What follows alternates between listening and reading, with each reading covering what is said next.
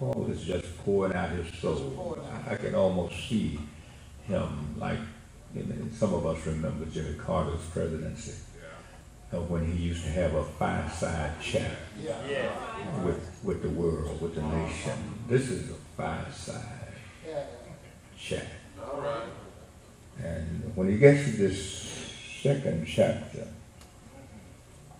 he really gives a biblical diagnosis of fallen humanity.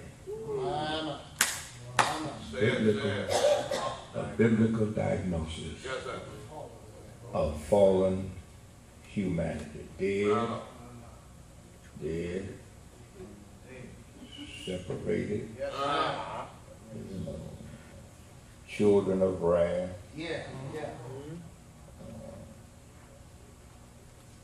Helpless.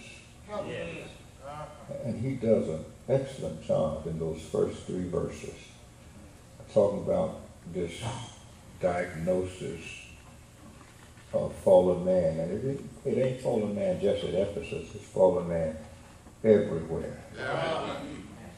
But he does it as he points to those who are saved, and I think that's a good thing. Because sometimes I might forget where I used to be. I know you don't. But, after I get out of it, I can forget that I was in it. All right. But I'm doing real good. And I'm not patient with somebody else who was where I used to be. I tell my church oftentimes that one of the reasons why I have a hard time dealing with sinners is because I'm looking at where I used to be. And when you see where you used to be and may be right now, just saved by grace, it kind of makes you angry at yourself, and you project it on them. Paul said in that verse, you had he quickened, gave life to, caused to be able to move spiritually. You talk to saints, you had he quickened. You had he moved from death to life. So as you deal with those who are still dead, if at one point you were there and you are where you are now, as you deal with them, you need to recognize that they can get to where you are. Don't give up on them because nobody gave up on you. Somebody stayed there after you witnessing. So you had he quickened. Now he described them as dead. Now you can't do nothing but death, but observe it. All right. Can't change it. Death moves into the category of God's business. All right. Solely. I want y'all to hear me right there.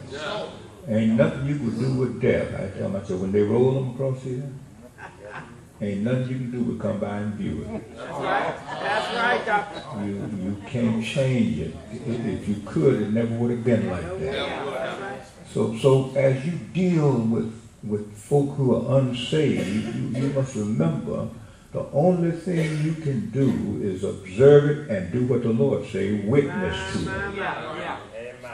Witness. Just tell them that life is possible. If they will be susceptible. And what is the death? It's trespasses. That trespass and sin. Now those are words. I was listening to a preacher on TV today. I don't usually do that, but listen to a preacher on TV today who had a hard time saying sin. In fact, I don't think he ever said it. He said mistakes. He said error. He said misfortune. But he never got sin.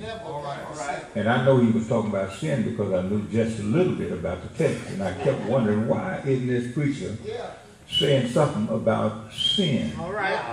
Well, he's prosperity.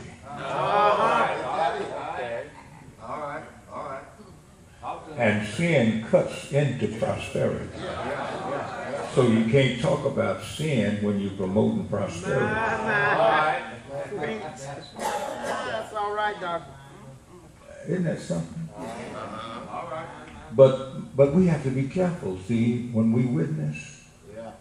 We can't take this postmortem thought and alter what God has said. Sin is just sin. Jesus died not for a mistake. Jesus died for a sin. A deliberate, rebellious action against him. He didn't die for no error. He died for sin. And this world ain't getting no help until we get back to sin. Words like repentance have become almost obsolete. Yeah, you're right, sir. Obsolete. Repentance. Being sorry for your behavior. Feeling it such that it could bring you to tears. That's something in the past. Except when you got Jesus. All right. When you got Jesus, that means at some point there was an initial repentance. And that helps you in your future behavior to experience it when you go left again. So this matter of trespass is crossing known boundaries. That is, you know you're going across the fence. You went under the wire, or you open it up so you can go between the wire, or you cut it. But you know you're going where you ain't got no business. You're going where there's a sign says no trespassing. You know that. And so you're dead in trespasses. You cut the wire, or you open it up, or you crawled under it, or you climbed over it. But you went into areas where you've been in there so long, Paul says you're dead. You're over there and can't get out. I mean, you cannot. By yourself. You can't get out. That creates a human impossibility. A human impossibility. So this matter of trespasses, and then the other one is sin, which is almost walking a straight line and moving off of it. And the irony of it is you know when you move off. Nobody has to tell you. Because the line is ahead of you and behind you. So if you look back, you see you off. If you look forward, you see you off. And the only person that moved you off is you. Now there are some folk down in Austin who say when they mess up, when they sin or trespass, they say, if I'd been thinking, I would not have done that. And my response to them, if you hadn't been thinking, you might have stayed straight.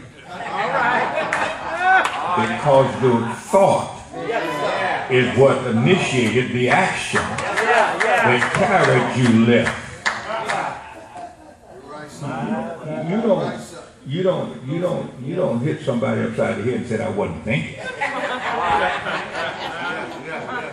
No. You thought it. Otherwise, you would not have.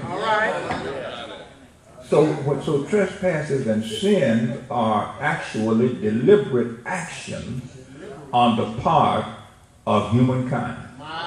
And the thing that distinguishes